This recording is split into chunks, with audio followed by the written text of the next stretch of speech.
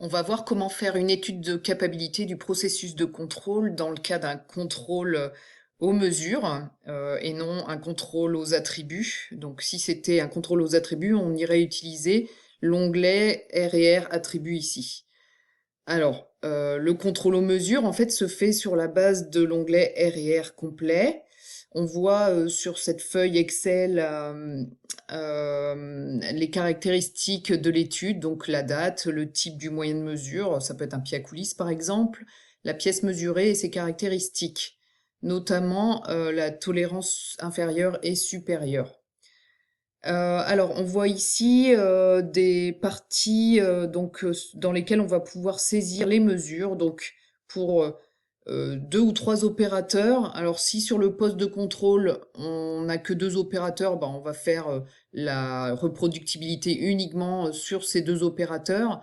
Si on a trois opérateurs ou plus, ben, on fera l'étude de capacité sur trois opérateurs. Donc, on demande à chaque opérateur de prendre pour 10 pièces, dont les numéros sont ici, trois mesures successives. Donc, première mesure, deuxième mesure, troisième mesure. On demande la même chose au deuxième opérateur et au troisième opérateur sur les 10 mêmes pièces. Alors, ce qui est calculé automatiquement, à partir de là, ça va être pour chacune des pièces et les trois mesures successives, bah, la moyenne de la dimension, par exemple ici, l'étendue, et ainsi de suite pour les deux autres opérateurs. Et après, on va avoir la moyenne totale sur les trois opérateurs, donc avec ces valeurs ici.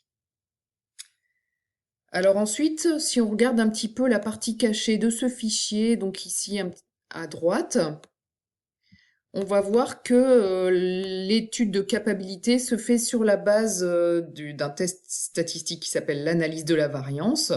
Alors, en quoi ça consiste? En fait, on va regarder sur la variabilité totale des mesures sur cette expérience, quel va être l'effet des pièces en elles-mêmes, puisque les 10 pièces qu'on a pris pour faire les mesures ne sont pas totalement identiques, ce ne sont pas des clones quand elles sortent de la machine, de la production. Donc il y a des petites différences entre ces pièces, et donc ça va être ici, on va avoir l'impact de la variation de ces différences entre les pièces. Ensuite, on va avoir l'effet de variation entre les deux ou trois opérateurs différents. Donc c'est ce qu'on va appeler la reproductibilité. Ensuite, on va avoir l'interaction entre les pièces et les opérateurs. Donc je vais y revenir un petit peu plus tard. Et le résidu, ça va être l'effet de la variation de l'opérateur lui-même quand il mesure la dimension d'une pièce, il fait la mesure trois fois de suite. Donc il va tomber sur des valeurs probablement différentes, hein, trois valeurs différentes.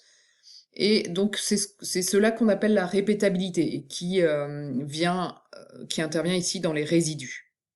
Et tout ça, ça donne la variation totale.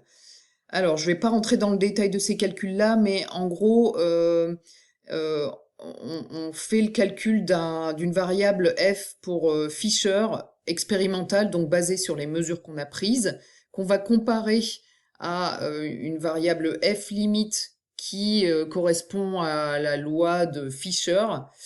Et donc, on va les comparer, ces deux valeurs, et si f expérimentale est supérieur à f limite, eh bien, ça veut dire que l'effet est significatif. Ça veut dire que la variation des pièces a beaucoup d'effets sur la variation totale.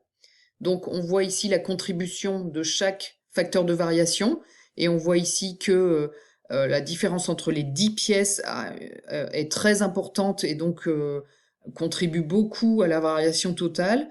On voit ici qu'on a une petite variation liée au fait qu'on a fait prendre les mesures par trois opérateurs différentes.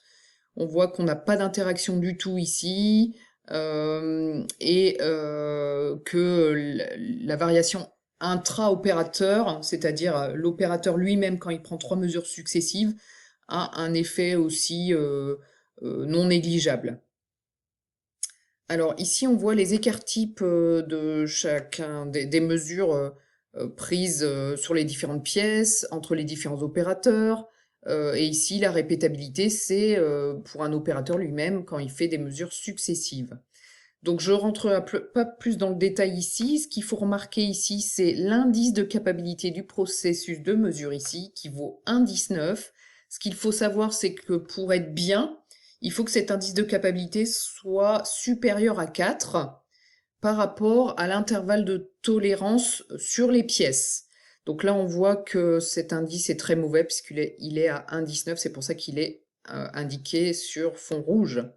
Alors, je reviens maintenant sur le tableau de synthèse ici plus bas qui récapitule les informations importantes à analyser. Donc, on va faire un focus sur l'analyse de la variance ici. Anavar, c'est analyse de la variance. Donc, ici, on va avoir l'écart type lié à la répétabilité. Ici, l'écart type lié à la reproductibilité, donc interopérateur ici, l'interaction, et l'écart type total du processus de mesure ici. Alors, on indique instrument, mais c'est un petit peu réducteur parce que c'est vraiment pas l'écart type uniquement du pied à coulisses, mais de tout le processus de mesure, donc de la totalité des 3 lignes précédentes. Et on va voir ici que pour obtenir 100%, eh bien, on a une partie non négligeable liée à la répétabilité, c'est-à-dire à la variabilité intra-opérateur ici, 47,2%. On a une partie qui correspond à 52,8% liée à la reproductibilité, donc au fait que plusieurs opérateurs prennent la mesure, et une partie non négligeable d'interaction. Alors, à quoi correspond l'interaction? Admettons qu'on doit mesurer des pièces de bois rectangulaires et qu'on va mesurer la largeur. Si les pièces en elles-mêmes ne sont pas régulières sur la largeur, c'est-à-dire que d'une extrémité à l'autre de la pièce, on n'a pas tout à fait la même dimension, la même largeur. Et admettons que les opérateurs, quand ils prennent la cote au pied à coulisses, ben, ils ne font pas attention à quel endroit de la pièce ils prennent la mesure. Donc ils prennent peut-être à 1 cm, à 5 cm, à 10 cm sur la longueur. Eh bien, le fait qu'ils ne prennent à différents endroits et que la pièce en elle-même n'est pas régulière en termes, eh bien, ça va induire de la variabilité.